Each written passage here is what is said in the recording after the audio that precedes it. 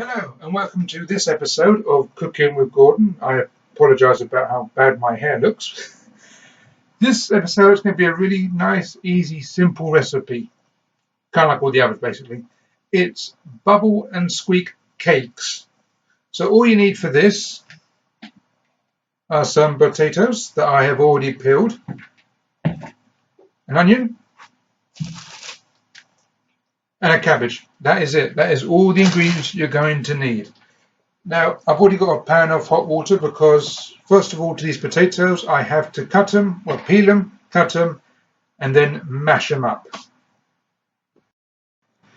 Okay, so I've got the potatoes in a hot boiling pan of hot water. I put a little bit of salt to give it a little bit of taste.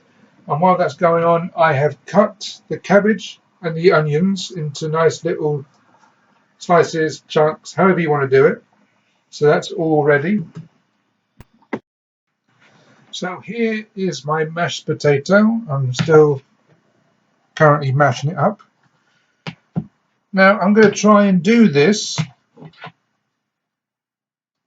with no milk or butter because I want to keep this recipe as sin-free as possible.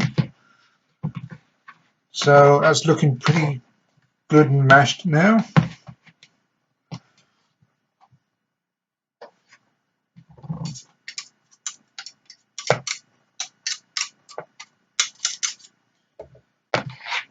Yeah, that's all pretty good. Probably can't see it that well.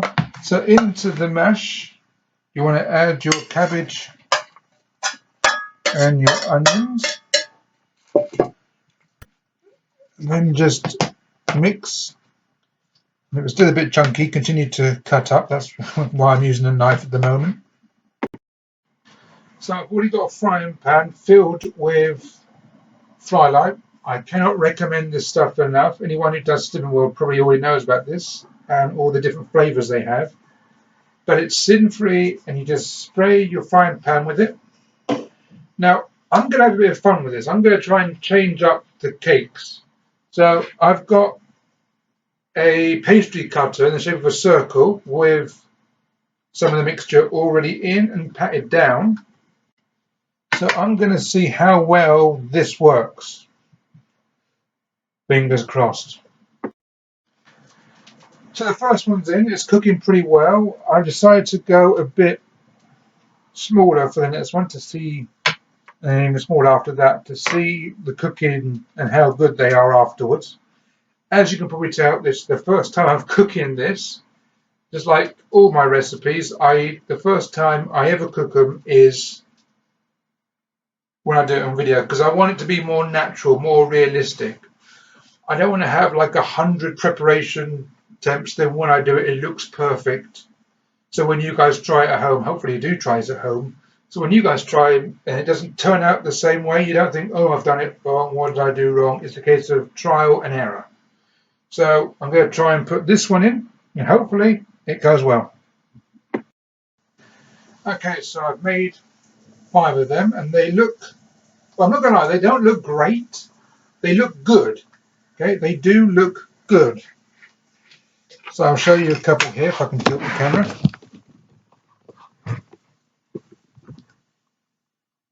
With a nice dollop of mushy peas.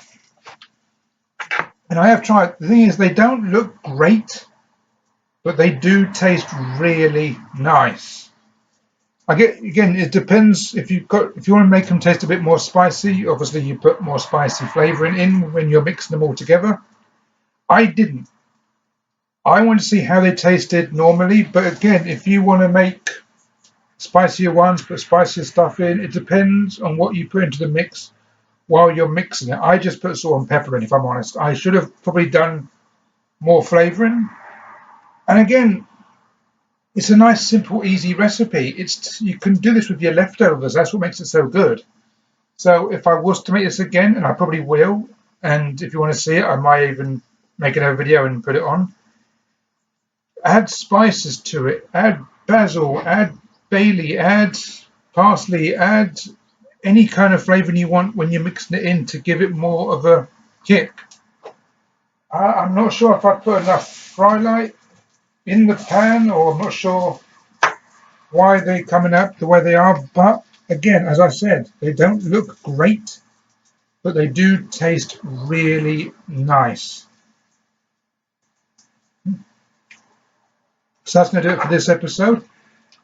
Again, if you want to see any of my old ones, subscribe to this channel. If you like this video, hit the like button. If you have any suggestions of what I should make next, or if you want to leave any nice comments, please put them in the comment section. But for now, I'll see you next time.